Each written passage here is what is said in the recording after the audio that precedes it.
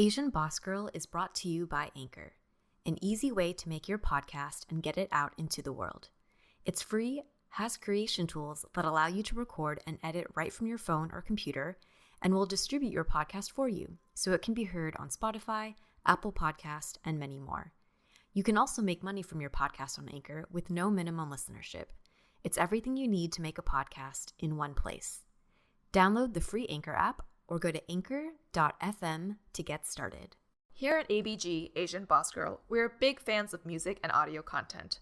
Spotify is one of our favorite platforms. They have a huge catalog of podcasts on every topic, including the one you're listening to right now. On Spotify, you can follow your favorite podcast so you never miss an episode. If you're a premium user, you can download episodes to listen to offline. And you can easily share what you're listening to with your friends on Instagram. Download the Spotify app, search for ABG, Asian Boss Girl, or browse podcasts in the Your Library tab. Make sure to follow us so you never miss an episode of Asian Boss Girl. Welcome to ABG, Asian Boss Girl, a podcast for the modern-day Asian American woman. My name is Helen. I'm Janet. And I'm Mel.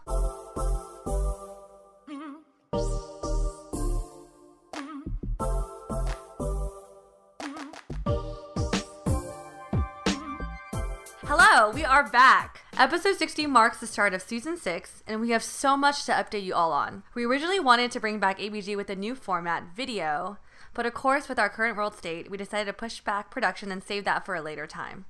We also just couldn't wait to come back and connect with you all again. But season 6 is already very special to us. We have some big news. I think we need a drum roll here. Ready?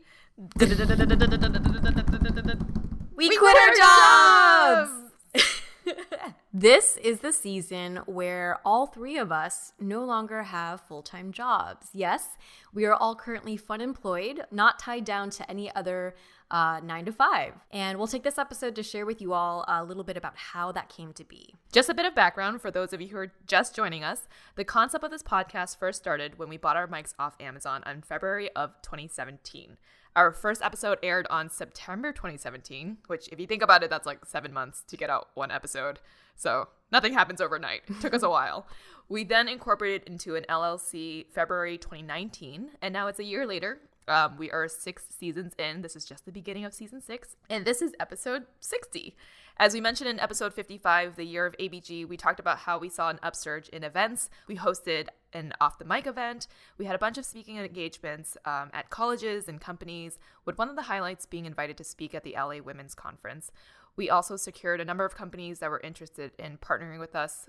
Check out asianbossgirl.com/partnerships to get unique codes just for you. And we hit 2 million downloads. We've been exceeding that off season too, which is super exciting. And through all of this time, we have been doing this while still holding down our full-time jobs.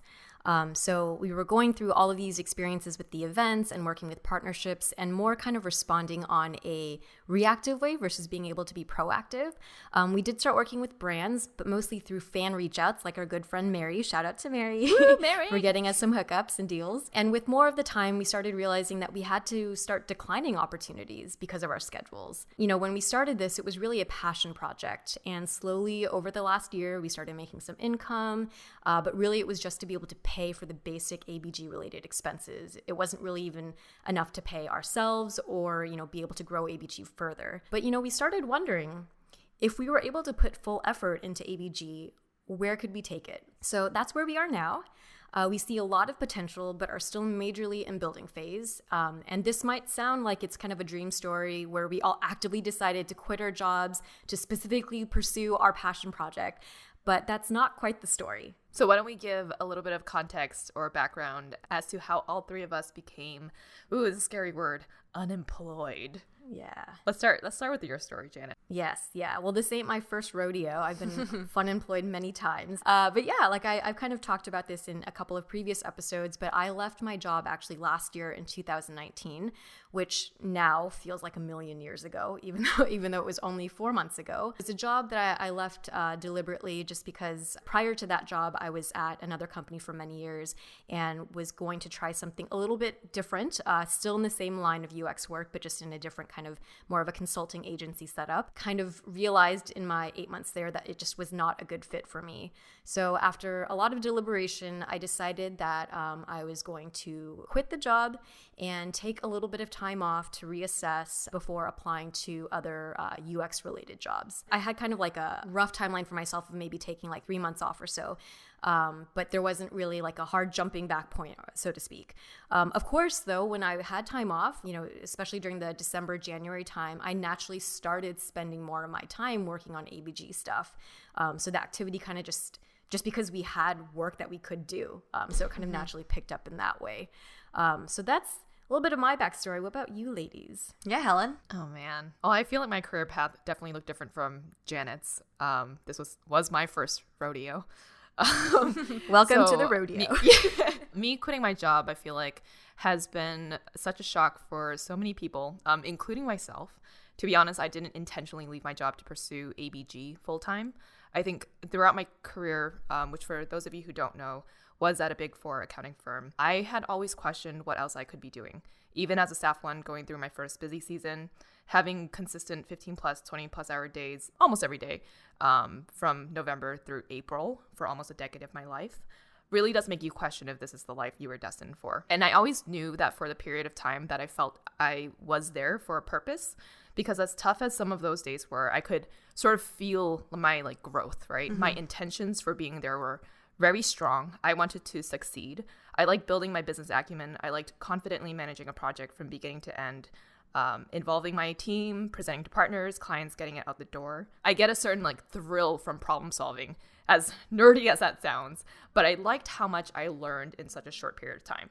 And from that job, I also got to live and work in India and Spain for 3 months at a time, which was amazing. And I've met some of the smartest, most supportive people I've ever met at this company.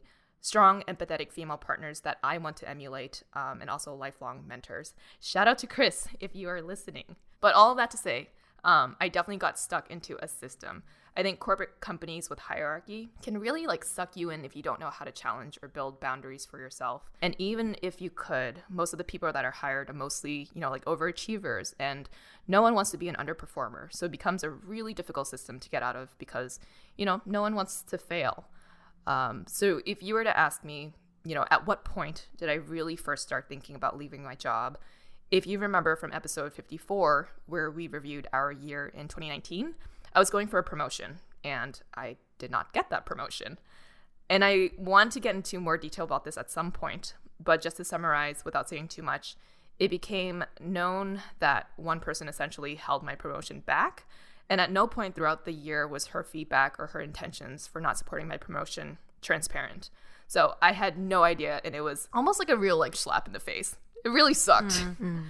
And I think something that I've realized about myself is that I hate bad systems. When there's a flaw in a system that you've put all of your trust into, and for someone in a position of power in that system to do something for you not to trust them, nor the whole system, suddenly nothing matters. And my therapist always tells me that that's black and white thinking, but I just can't stand for that. But that became the first time I decided that, I don't want to work for her ever again. But it kind of felt like a blessing in disguise too, because I decided to take my mental health seriously. At a job like a Big Four, it's very easy to just go, and sort of just forget about yourself. And I'd already done that for almost half my life, a third of my life really. So I started to carve out time to see a therapist. And I do hope one day to talk more about the details of my struggles on this podcast. But for now, I'll just say that after weeks, months of therapy, I decided that my values had changed a lot. One thing that was a big takeaway for me through therapy is just how important it is to know your values. And this goes deep into knowing what your values were as a kid or teenager or even an adolescent. So for me, it was 100% cultural. I have immigrant parents who came to this country with not much to their name. I was taught to take care of my family and the value of being able to support one another, and subconsciously the value of money. I wanted to work hard so that I could make money to support myself and not just have a man take care of me, and to support my parents too. And this also falls into the category of filial piety, which is a Confucian, Chinese Buddhist, and Taoist ethic. And I realized through therapy that that was no longer really my value, because I had saved enough over the past 10 years to support myself, and I'd saved enough to support my parents if they ever needed it. So one thing that I did in therapy is to Google a list of core values, cut out each of them into its own piece of paper and sort of just organize it on the ground based on its order of importance to you. And that way you can sort of visually see what your values are. So my top values now are family and friends still, inner peace, growth, I always want to be learning, health, putting myself first, faithfulness, which has always been a value for me, humility, and purpose. This innate feeling that life is short and I do want to have a bigger purpose in life. So focusing on values of like inner peace, growth, health, and purpose, I decided to quit my job at the beginning of March. And it kind of just so happened that ABG was the next most obvious thing to work on. So I'm definitely in a place now where I'm ready to build towards my own vision, our vision, instead of, someone else's. But yeah, that's my long-winded backstory of how I got to where I am today. Thank you so much for sharing, Helen. That was awesome. We've seen you kind of live through it, and we've lived through it with you, but it's a nice summary and a reminder of everything that's happened in the last couple of months, huh? Yeah, it's been a long time, and I always knew that this episode was coming up to just like talk about the details of it. Mm-hmm. So hopefully I gave a good summary of just everything that's been going on, but I think it's important to be transparent with our listeners about what's going on in our lives, and not just go straight from like quit our jobs and here we are, but just like the nuances and the details of sort of getting there. Yeah, and I think you did a great job summarizing, and I feel like all the stuff you put in the work and set a good foundation to really help like build yourself up individually, and also to help pursue and push this vision forward. Thanks, ladies. I definitely needed your support too. Like your guys' support has meant the world to me. But Mel, how about you? Hello. Okay, I guess I could give you guys my context and background story. So last year, the year of 2019, was the year I started a new job at a company called Jubilee Media. And to a lot of people and to myself, this really was like a dream job because I finally was able to work in social media for a YouTube company that I truly believed in. I started in March, but at the end of 2019, I actually stepped down from my role of head of community because the role of head of community at this company, you are automatically part of this executive board team called leadership, which means that you're also helping the team determine what are the next steps as a company. Not only you're doing that, but you're also balancing the job of head of community, your current role. At that time, ABG was starting to ramp up a little bit, and we're getting more, activities and events. And I just honestly just couldn't manage everything anymore. Because being part of leadership, it required me to really think about Jubilee kind of nonstop after working hours. And I actually needed that time after I clocked out to really think about ABG. Because, we still met up every week. I still had my responsibilities for ABG. And I just felt like there's a moment at work where I kind of feel like I was like a mother and I had two children pulling at me. And at the same time, I always saw ABG as my child. Jubilee was like, I don't know, I feel like I was taking care of someone else's child, to be completely transparent, even though I loved the company and everything. But I stepped down in leadership because I feel like, this is time to really give proper time to my baby. But due to the nature of me stepping down from leadership, that also meant that I'm stepping down from the role of head of community. So I changed my role from head of community to social media manager and community manager, and just kind of rode that wave. During this time, though, I was very transparent with Jason, our CEO, and he was being extremely supportive. So I felt like we were having a really open conversation of like just the nature of my title. Fast forward to early 2020, in episode 55, the year of ABG, one of my personal goals I said is that I wanted to embrace the entrepreneur role. Because talking to a lot of my friends who are entrepreneurs, they're really encouraging me that Mel, you are an entrepreneur, you get to embrace that's who you are. And I was like, man, you're right. I always saw ABG as like a side project, a side gig, I feel like an entrepreneur is something that's part of your DNA, but I'm starting to embrace and accept that is part of who I am. At the same time, as I'm embracing this entrepreneur role, my role at Jubilee was starting to shift. After having a lot of transparent conversations with Jason and with myself, I came to realize that, the role of community at Jubilee was something that I wasn't really truly 100% passionate about. I truly am passionate about social media. And at that time, I feel like I was able to build up social media to be what it is and at Jubilee, and have my intern really just run and go with whatever she wants with it. So shout out to Steph. She's amazing. She's our intern at Jubilee. So she's doing a fantastic job. But the nature of what's happening, though, is that I was no longer needed at a company. And it sounds a little unfortunate, but at the same time, I totally understand being a startup, being a business, being a digital media company, that it's a supply and demand, right? I felt like at that time, my job naturally kind of just shifted and evolved to something that wasn't needed anymore. And we had a lot of conversations with Jason, and he was just super supportive. He's like, Mel, like maybe this is a time, like, I know it sounds like kind of sad, but I feel like I want to ask you, like, as a friend, like, I feel like deep down ABG is something you want to pursue, and like that's what you truly care about, and I really want to support you on that endeavor, and so I think it really helps me to have like long, honest conversations with Jason to support me, because at the end of the day, like, he's my friend and he's also an entrepreneur, and he just really believed in what we were building, because he's also our friend too. And so, it was like a really bittersweet feeling leaving Jubilee, because like I also accepted, like, like, I think it's time for me to leave. It was hard because like I found a team that I truly, truly loved. Like, everyone there is amazing. They're so hardworking, passionate. It just, everyone there had a big heart. And it was a team that I truly cared about. It felt like a relationship. And I said this to Jason. I was like, I felt like we're in a relationship right now where everything was working really well and we were jiving. But right now, due to timing and due to just like our needs, we were no longer needed in each other's lives. And that's how I saw my relationship with my job there. It was just time to move on. And like, I was definitely crying. So it was a weird moment for me too. I'm like, I'm sad, but I'm also excited. And right after that like meeting, I literally messaged Helen and Janet, and I was like, yeah, so I think I'm out of a job. And then they're like, are you okay? Whatever. I think Helen was free, so she called me in the car. And I was like kind of crying because I felt like I was like being broken up with, or like going through a breakup. And she was like, you don't sound that sad though, to be honest. It sounds like you're more excited. Was that the right thing to say? I don't know. No, but it's true though. I was like kind of like, I'm sad because like I'm mourning a loss of a really good relationship, but at the same time I'm excited for what's to come. Yeah. And I never actually had a moment like that, because most of my breakups never happened that way. Well, there's a first for everything. I guess ABG is your first experience of that. ABG is definitely a relationship. I feel that so hard. Yeah, because I know how much you like love that job too, and especially getting to be in a leadership position so quickly too. After you join the company, and doing such a good job at growing their numbers, and even like the team, like you would share with them a lot of like secretive things that you only share with us, right? Yeah. But it's like you built really good relationships with them, so I feel like it was a really hard decision for you to make. But yeah, like I'm friends with Jason too, and I think it's so cool that he supported you and in thinking that ABG could become a much bigger thing too. I think it definitely requires an immense amount of maturity to be able to have those open conversations with your boss. And everything that you would share with Helen and myself, I was like, wow, I'm really like impressed with how openly you guys are dealing with this. And it just feels so, I mean, that's the best way to handle a relationship. So.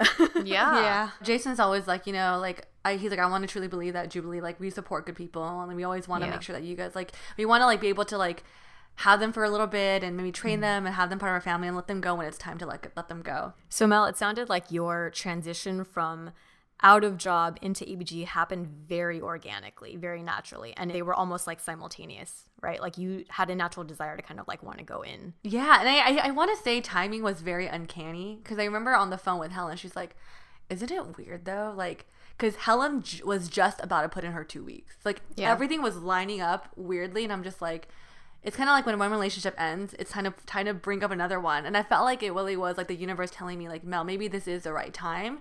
Because I never really wanted to leave Jubilee. I didn't. And I think just that timing just kind of lined up, and maybe it was meant to be for this time to work on ABG. Yeah. I keep saying that it's like almost like divine intervention, because Janet, you were already not working for about a month or so. And then like for me, I was not thinking to myself like, oh yeah, pursue ABG full time, but it's just more circumstantial. And given everything that was happening, I was like, okay, I think it's right for me to just at this time focus on my health and put myself first for once in my life, really. And that just lined up naturally to Mel calling me and saying, oh, I think I'm leaving my job too. I'm like, what? That's crazy. Yeah. But yeah, some divine weird intervention here, guys. Yeah. Yeah, so, speaking of, the big question, how did you know you want to leave your job or pursue ABG full time? I think, Janet, you had the most time to really think about this, because you were already putting in like 50% of your time, I think starting November after you left your current job, to think about this. So I guess what was your thought process during that time? Yeah. No, that's a great question. I think the reason why I emphasize, Mel, your situation being so like kind of transitionless in the sense that you're leaving your job was almost tied into wanting to do ABG full time. For me, it was a little bit different. So our listeners, if you've listened to our past episodes, might know that I have switched careers multiple times. For me, this was like leaving the job was not challenging, but deciding to go full-time into ABG, I had to think very thoroughly about this, right? And it was not something that I would like sought decisively to do, like I'm going to quit my job to go go full-time into working on ABG, but it was something I responded to in a million little asks. So instead of a sweeping decision, it was like one small consideration or decision, and then another small consideration or decision, and just kind of like following the opportunities, kind of like how we were giving the background of how everything's been kind of just building up. The major factors that I really needed to think through, and I think for me, it may be relevant to say that because I've switched careers multiple times, I have had what I would consider successful switches and also unsuccessful switches. So I've been burned by this fire a little bit, or knocked off the bull of the rodeo, if we were keeping through with that analogy a couple of times. And so the two things that I really wanted to think about was, is this something that I really want to do full time? Like, is this something I'm ready to commit to? And then also, is this something that I can do full time, meaning understanding the financial realities? So, as someone who has switched careers multiple times and also is, I think a lot of our culture, being raised as Asian American, you're kind of taught that you should find one thing and get really good at it and like dedicate all your time to that, right? So I've already had a lot of kind of working through accepting that like that's just not the kind of person I am. But still there is a little bit of that like reputation aspect where I thought, how would I feel going to a party and being like, hi, my name is Janet, so what do you do for work? I podcast, I kind of run a small business. Like, how do I feel about owning that identity, right? And there's definitely kind of like a social influencer aspect to what we're doing as well, which is something that I've been very open with you ladies that I feel very kind of like foreign with, and I'm really proud of and happy to be a part of, but it's like one of those that I'm like, oh, this is like completely new, right? So for me, am I ready to switch my reputation over again, to adopt this new identity, to become a novice again? And one thing that I kind of did to kind of talk myself down from that was like, okay, stop thinking so much about the reputation of the thing, but more like, are you enjoying the activities of what you're doing, right? And that was something that I couldn't necessarily answer until I tried, because we were still working at our full-time jobs or whatever it was. Like, I needed to see if it would work. And then the second thing was also wondering, if I were to go into this full-time, where does this put my UX career, right? I feel like UX was something that I finally landed on that gave me the stability I was looking for and was like the right life direction. But I've always been the kind of person that I feel like the best opportunities are the ones that come and find me versus when I try to make a deliberate shift.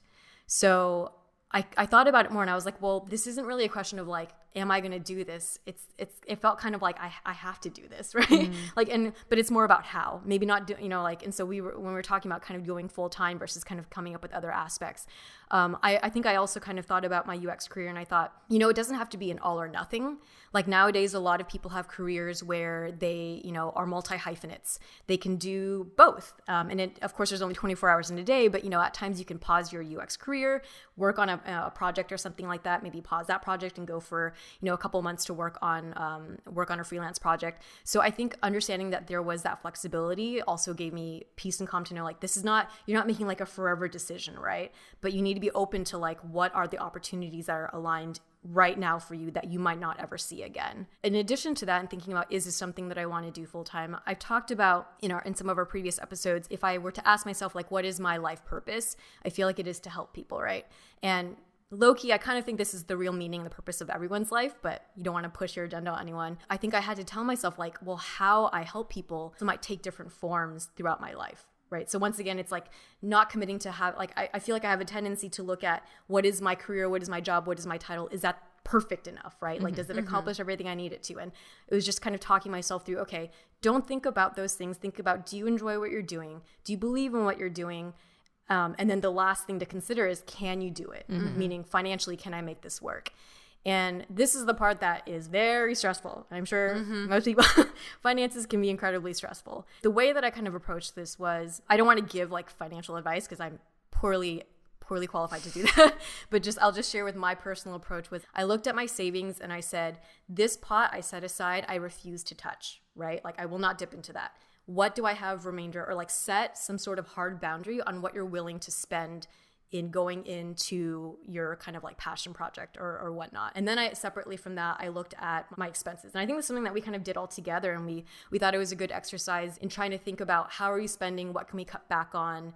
So I went through that exercise, and then as a team, we all came together and talked about like, is there a way that we can pay ourselves a stipend? So I felt like this is the most like open financial conversations that I've had with like any of my friends. So I mean, it's in finance. We're in a relationship, Janet. Right, exactly. No, that is a very good point, because it's a very personal thing. But once you enter into this relationship with each other, finances do play a role, right? So my approach now is like, once we did all of that, I look and it's like, I will always want to be 2 to 3 months ahead of my pot that I'm willing to spend going to zero. So I feel like we're very good about checking in, and it's like, how do I feel now, right? Like, should we up the stipend from ABG? Do we need to maybe like pause and I can go find like a contract job for a little bit or whatever it is? You know, and that's something that's like not hardly set in stone and we're still working through. But I think knowing that those were options also gave me like peace of mind. I had to kind of go through this mental exercise of thinking through everything, but I always know it, like in my gut, like when an opportunity like this presents itself, like you said, like the divine timing where we all just happen to be together and everything is set up in such a way where we naturally have projects that are coming in and we have listeners who want to hear things. You know, it becomes less about, are you going to do it, but like, how are you going to make this work? Yeah. And Janet, I'm glad you talked through like just the financial process of it, because I think that's something that everyone thinks about when they think about leaving their financially stable job, right? Yeah. It's important to think about, what are your like 2 months out, 3 months out, how much time can you actually give yourself for this passion project that might not support you enough? Yeah. And then I think just going back to what you're saying about just the identity part of it, like I definitely felt that way too. But I think what's great is that we are sort of living and breathing the process of it rather than the outcome of it, right? Because none of us as a team thought that we would ever be quote unquote podcasters, or in sort Put that of on like, a business card, right? or even in like this influential role that I think we're starting to believe that we can be in. But we are able to sort of just build whatever feels comfortable to us, right? Instead of defining what it is that we need to put ourselves into, if that makes sense. Like we can define what that is too. And then I think just going back to still that identity part, I will say that like after quitting a job that had defined me for 10 years of my life, like not having that identity is a really, really scary thing. Yeah. Because I know that I can always go back. Like when I left, it was on really good terms. They want me to come back if it's possible. But I think freedom is also a lot scarier than the idea of freedom itself. Because everyone thinks that the grass is always greener on the other side, right? Freedom is what we want. We want to be self-employed. We want to build our passion projects. But there's a lot of like self-reliance and a lot of like pressure that you have to put onto yourself if you want to prove that it was the right choice that you made. So everything that you said is like right along the same lines of how I'm feeling too, with like all of this pressure that I'm putting onto myself of like, can we even do this? Is it even possible to do this? Are we, you know? And I think it's interesting that it's such a difference from Mel, because Mel, we've had conversations about this where when we talk about this being like a relationship, she was like, I'm so ready to jump in. And sometimes having like you said, I appreciate you guys sharing with me your concerns and everything, but sometimes it feels like it's like a relationship where I'm standing here saying I love you and you're you know, like ghosting me or like breadcrumbing me. Or like you guys both love ABG, but it's sometimes like I'm like, you're not saying it back to me though, you know? But I understand the hesitancy though, because like Janet, I remember having this conversation literally on the streets of LA, because I think I was like trying to check out an apartment, and you came to join me, and we had like a 20-minute long conversation afterwards, and you're saying like, you know, I'm a little hesitant because like all the things you listed prior, like, you know, losing time to UX, and you mentioned to me, you know, I feel like this transition, it feels very natural for you and even Helen, because, you know, you guys had the background of, you know, being an Asian American Oregon college, or like even having some closer, more work related with media. Because I think, you know, Helen obviously being engaged to someone who works in media, and me working in digital media, it feels like a very natural fit sometimes. But Janet, you're telling me, you're like, this feels like this is very new to me.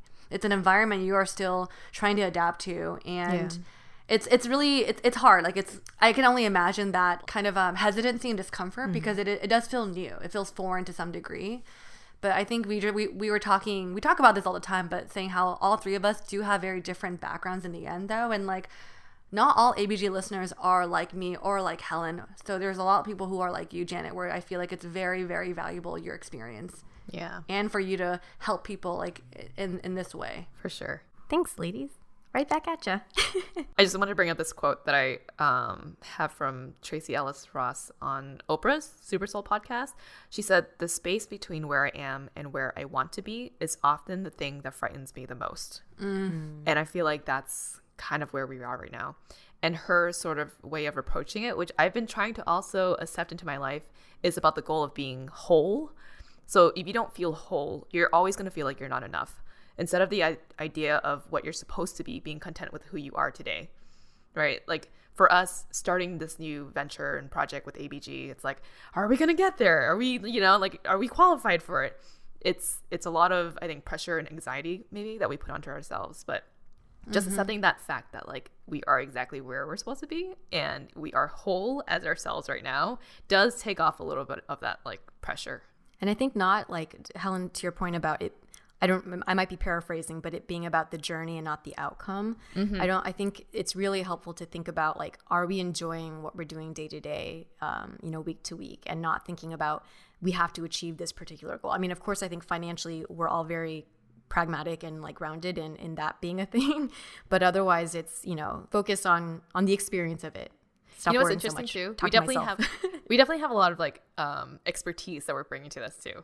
Like, for example, Janet with your UX design and just like a lot of setting up the Anchor stuff and all this stuff. Mel with the social media.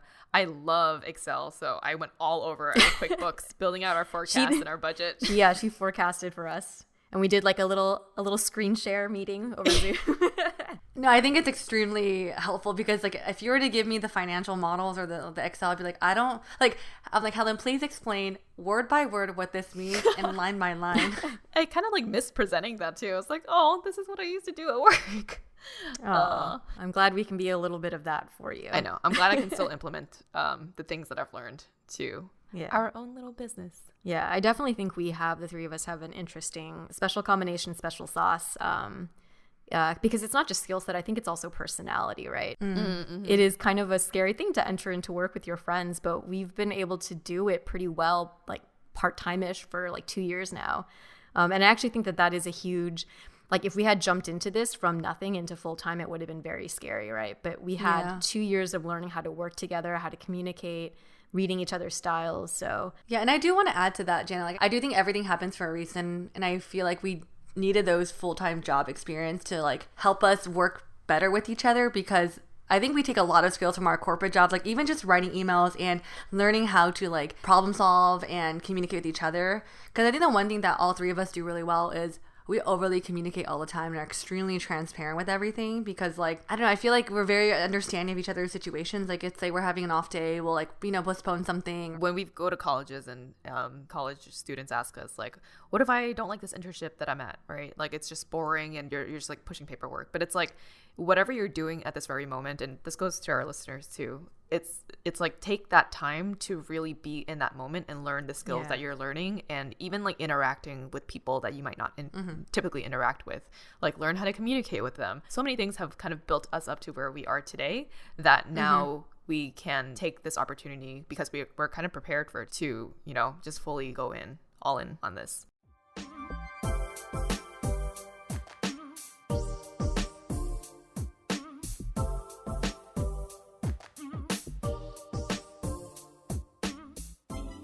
Asian Boss Girl is brought to you by Skillshare. Skillshare is offering classes, content, and community workshops so we can all feel a little more connected to ourselves and each other. Take this time to explore new skills, deepen existing passions, and get lost in creativity with classes from Skillshare. During this time of social distancing and staying at home, take those classes and workshops that you've been putting off forever. On Skillshare, I've enjoyed classes such as Digital Illustration for All, where you can discover, cultivate, and share your unique personal style. Another one is Learning How to Style Your Space. And the last, Productivity Masterclass, creating a custom system that works for you. Explore your creativity at Skillshare.com/ABG and get 2 free months of premium membership. That's right, Skillshare is offering Asian Boss Girl listeners 2 free months of unlimited access to thousands of classes. Head to Skillshare.com/ABG. Again, that's Skillshare.com/ABG. This episode is sponsored by Audible. As working women who are constantly on the go, we are big fans of consuming content in audio formats. Audible is the leading provider of spoken word entertainment and audiobooks. Every month, members get 1 free credit on any title, plus 2 Audible originals from a monthly selection, and access to daily news digests like the New York Times, the Wall Street Journal, and the Washington Post, as well as guided meditation programs. I don't know about you, but my girlfriends have been giving me the best recommendations. My college roommate Sally just told me about Dolly Alderton's Everything I Know About Love, and I can't wait to start it. It tells the story of a woman navigating her career in journalism while also balancing her social life, from figuring out dating while her friends are all getting married to learning how to deal with changing friendships. This audiobook is narrated by Miss Dolly Alderton herself, and I'm sure her narration is going to bring this story to life. Explore all the ways listening on Audible can help improve mind, body, and soul with entertainment, information, and inspiration. Visit audible.com/ABG or text ABG to 500-500.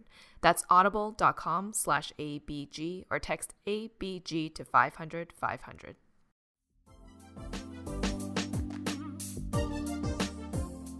So in terms of like having a moment where you knew that you wanted to leave your job, Mel, I know you've kind of took us through a little bit, but did you have like a specific memory that stands out? Let me think. To be honest, like I never really wanted to leave Jubilee because I finally felt like I was financially comfortable. That's like a huge thing for me, like financially.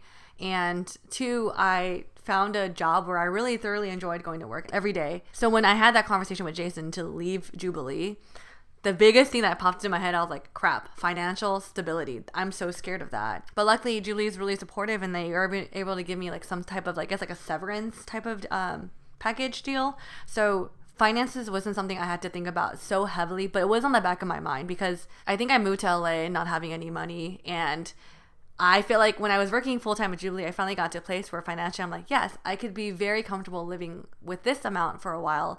But going to my severance package, I'm like, oh, okay, now I need to adjust certain things. As we're kind of internally talking about, if ABG can be a thing, like I feel like that question has been circulating a lot, even from us, from friends.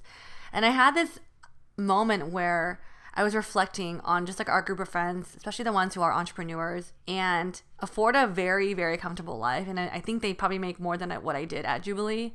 And I had this moment of like, why can't that be us? Why can't that be me? Why can't I have a job where I literally am an entrepreneur and make more than what I can make at a 9-to-5 job, pushing someone else's agenda? And so I think as the idea started to set in, it even pushed me more further of like, yeah, let's try ABG full time. And when we made that decision, the only lasting fear I had was to tell my mom, because I feel like a lot of other Asian American people, like we seek approval from our parents because they're always so concerned about our financial like safety and stability.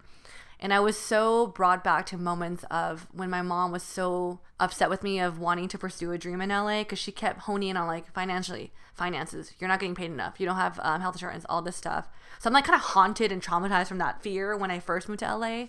And I actually shared this with Jason, and Jason was like, Mel, I understand your fear because I've been there. I was scared when I started Jubilee, but doesn't that serve as an encouragement because you're able to make it out and be okay when you move to LA? Like, you're fine now. So what makes you think that you can't do that again? And I was like, well, shit, like you bring up a really good point. But my answer would be like, well, I've been uncomfortable before. Why would I want to put myself in discomfort again? Yeah. And Mel, I would echo that. I think that's why when I walked through my thought process, I had so many thoughts, and this decision was so big for me, even though we were like, just pay attention to the day and the week and don't look so far ahead. But yeah, because you've kind of experienced the challenge before. Exactly. And you remember the feeling of like, I don't like this feeling. But at the same time, I was like, you know what? Like, he does bring up a good point. And with everything lining up, like timing, how it's uncanny. And like, a part of me also felt like, I kind of want to tackle this challenge. I did it before, but if this is a fear deep down of being financially unstable for a while or while pursuing something I really care about, I was like, yeah, I guess I finally reached a point where I was like, let's game on. So the only thing left to do was to tell my mother, and I was like, oh, crap. So I called my mom, and luckily we were talking, and the conversation happened to be, she's gossiping about people, and she was saying like, oh, like we have a family member that makes a lot of money, and their family is like very financially well off, and all their kids are literally like, they're really like set to go. And my mom was like, I can't give your brother and you that because I'm not financially like a place where they are, but I am so proud of the fact that you and your brother are so self-made, and I'm so proud of you guys to be able to do things that you guys care about and be able to like support yourself and whatever. And I could tell she's so excited about ABG now that she's seen like the growth of it. So I was like, oh, that's so sweet. I have something to tell you. Speaking of self-made, I'm leaving my job and I'm pursuing it full time. And she was like, wait, what? I was like, yeah. And she's like, okay, you know, I support your decision. And she goes, if you, Helen and Janet, need anything, just let me know. I could help you guys, and you know, financially, whatever. And I felt like that was just like, I got the blessing I needed to really just like not worry about anything. Because I think my mom's like acceptance was such a huge factor for me, especially of going through all that stuff before. So I think after that, I was like, game on, let's do this, you know? Yeah. Actually, it's funny because I called my mom too. And I think the day I quit, I didn't tell her. Because like throughout my whole career, like I would always let her know how much money I made and my raises and bonuses and all of this. And that was like a moment for her and my dad to just be like super proud, right? They'll be like, wow, like you're making so much, you know? And it's just like, it was a good moment. And so I was kind of fearful to take that feeling away from them. Like I would never lie to them and tell them that, you know, like, oh, I'm making more still. But I told my mom, because actually I told my sister, and my sister was FaceTiming me, so it was on speaker, and I think she kind of just heard it. And so she was the one that asked Annie. She was like, did Helen quit her job? And Annie's like, yeah. Like, oh, shit. Yeah.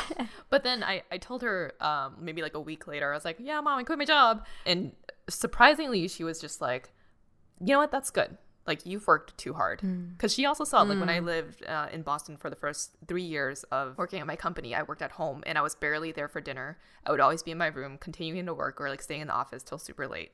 So ever since then, she knew that that was the type of lifestyle that I was living. And she would always say, like, don't work. She got to a point where she said, like, don't work too hard, but continue making the money. So I'm just like, okay, Mom, like, it doesn't work that way.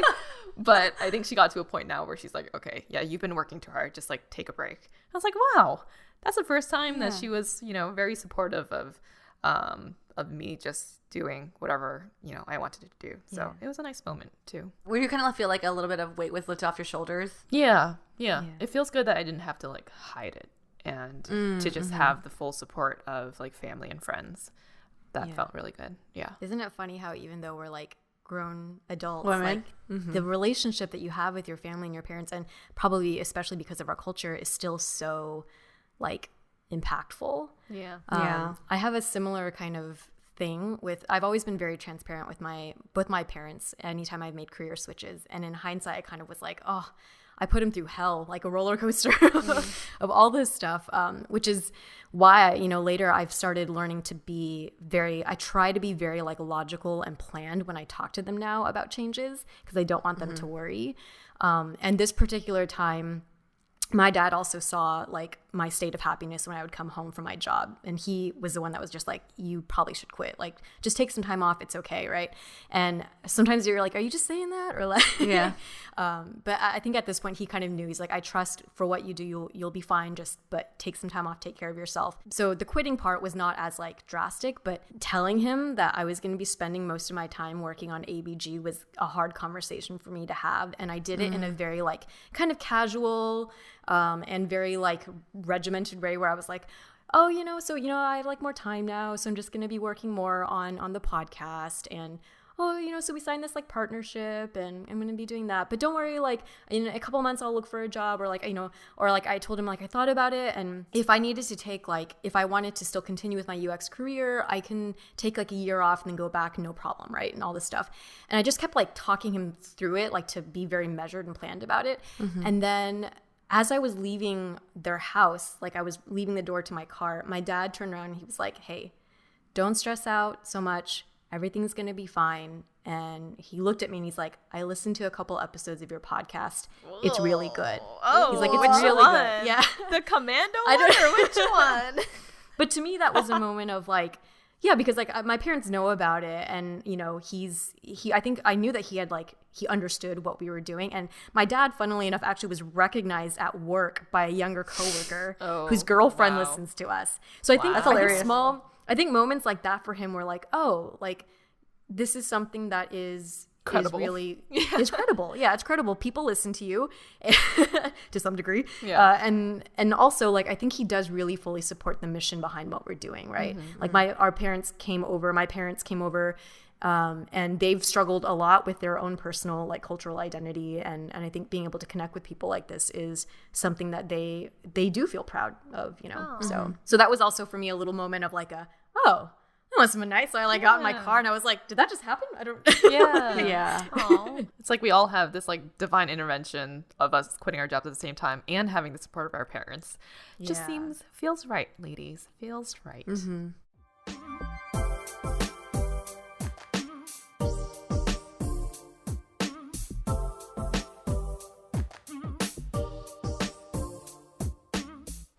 So now that we've officially started going in full time, let's give our listeners a little bit of a peeling back of the curtain of what our daily schedule looks like. Ladies?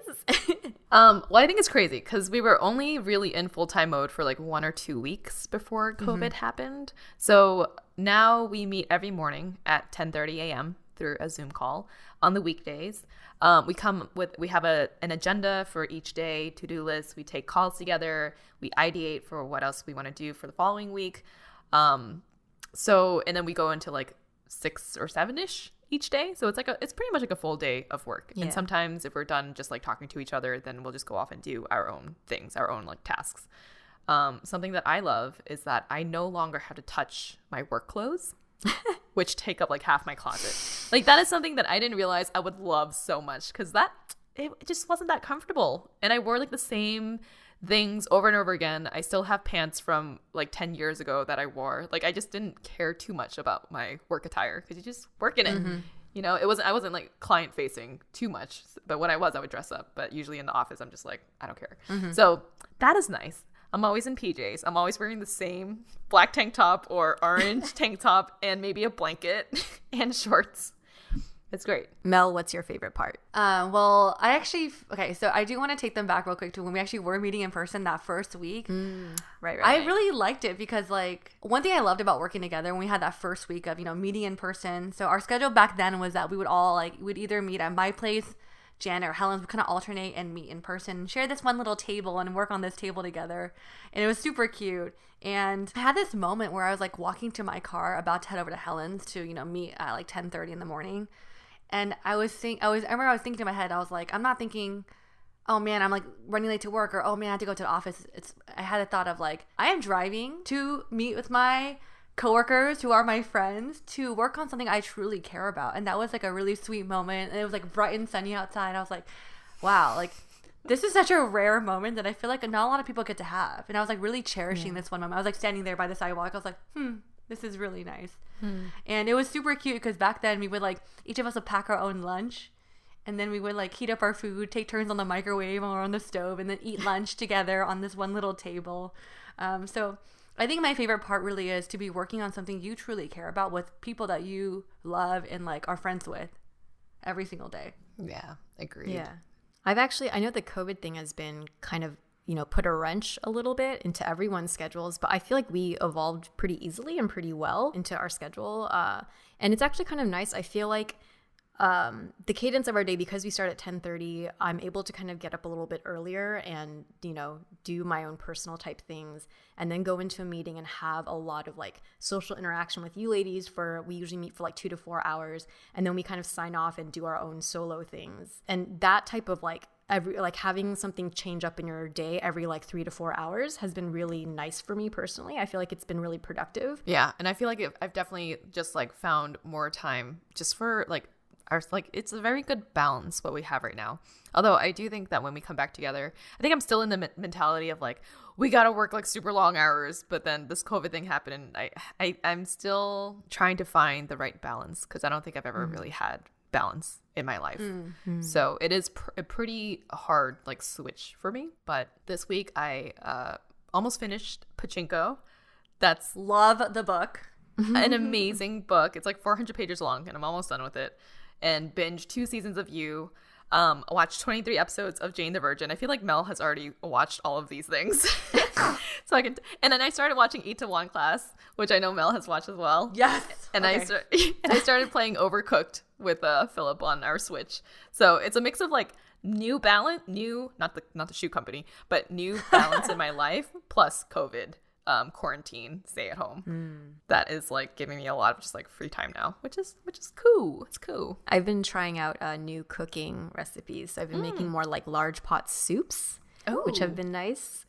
And then it lasts for a couple meals. Doing more yoga, although I found that a lot of the online yoga classes now have like, they were free for like a week and then they stopped. So Oh man. I feel like there's a lot you can still find on like YouTube. Or Janet could just teach her own yoga class.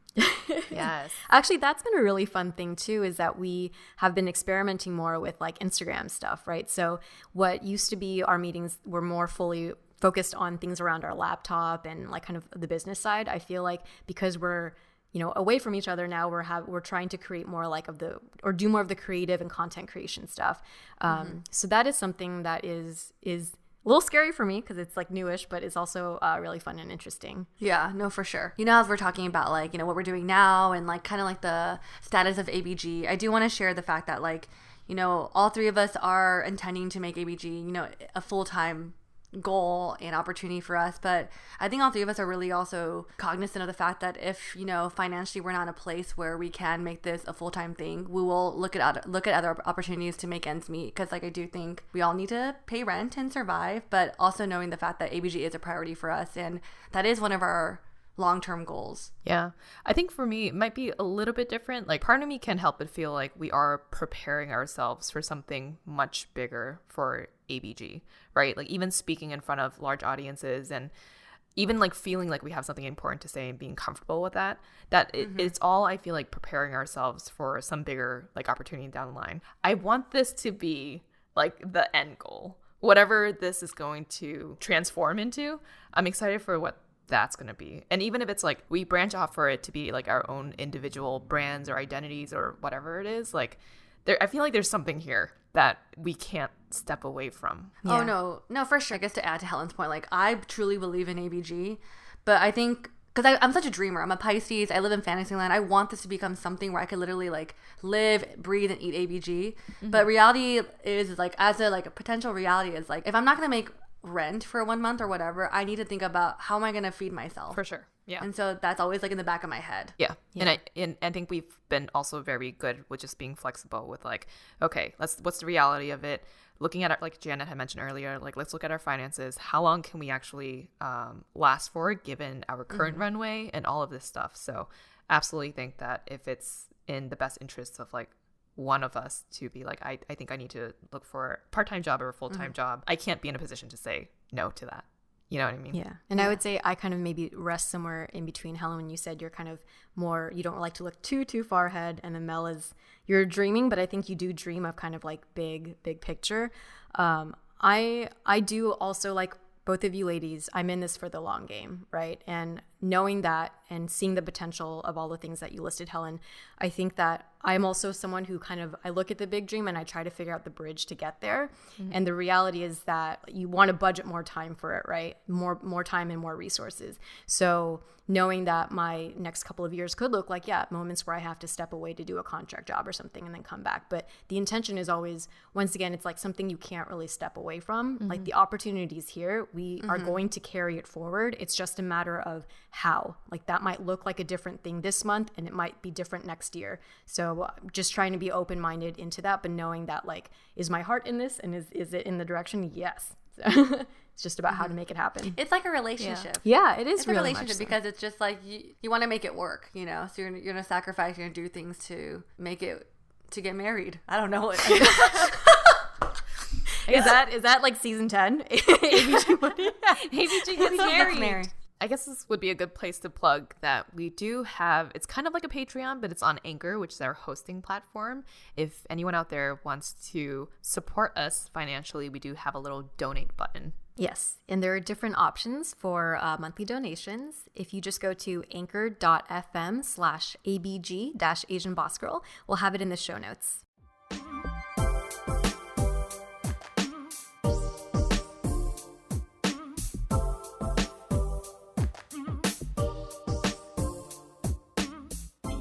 All right, I guess to wrap up this episode, I thought it'd be nice to talk about, what are some goals and hopes we have for the future of ABG? One of the big things is we are going into video. You can see our faces. Yeah.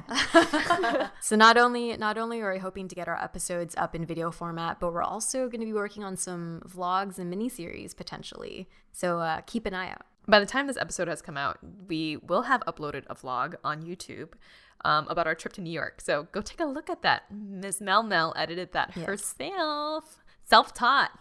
Yeah. Thanks, YouTube, for teaching me how to edit. We are also going to be building out our merchandise. Our friend of the podcast, Jeanette Liao, is helping us to design a collection. So look out for that. Currently, we are stopping production on it just because there is no production for it yet until the whole COVID stuff kind of gets lifted. So keep your eye out for that too. I'm excited for that. And I guess the last thing we want to focus on is maybe growing our team. We do have Michelle, our editor. Hi, Michelle. She's listening to us right now. Hi, Michelle. And Hemi, who's our newsletter editor. And so we also do have a newsletter for those of you that don't know. You can sign up for our newsletter at asianbosgirl.com/newsletter and just put in your email and you'll get our monthly newsletter. So simple. What a simple URL. That's great. Hi, Hemi. Written by Hemi. She is a beautiful writer. It'll be a beautiful gift in your inbox every month from her. Yes. And additional member we are thinking about adding down the line is we do want to add a social media intern to our little team. Yeah, so just keep an eye out for a posting on our Instagram to apply down the line. And also just let us know in our DMs and our emails what you want to see from us, because I feel like we've been super transparent with all of you about just our journey with ABG, and I feel like you're all like part of our team. So anything that you think, would be helpful for us or something that we can pursue in the future to just grow this little business of ours, now that we're full-time into it, let us know either in the comments for this post on Instagram or through email, DM, all of the different platforms. And you can find us, as always, on Spotify, iTunes, all of the podcasting platforms, ABG-Asian Boss Girl. I guess by the time this episode comes out, we'll also be on YouTube, so you can search for us, Asian Boss Girl. And we have some recent partnerships, one with BetterHelp, the world's largest online counseling platform, as well as Daily Harvest, a subscription food service, and Ritual Vitamin, a vitamin subscription service. So if you guys would like some discounts, you can see our codes and links in the show notes. Thank you, everyone, for listening in. We're super excited to be back with our first season. It's a little weird since we're all sitting in our own respective homes and we're not together, but it's super exciting times, and we're going to make this work. Yes. Thank you all for listening, and we look forward to another fun season. Bye.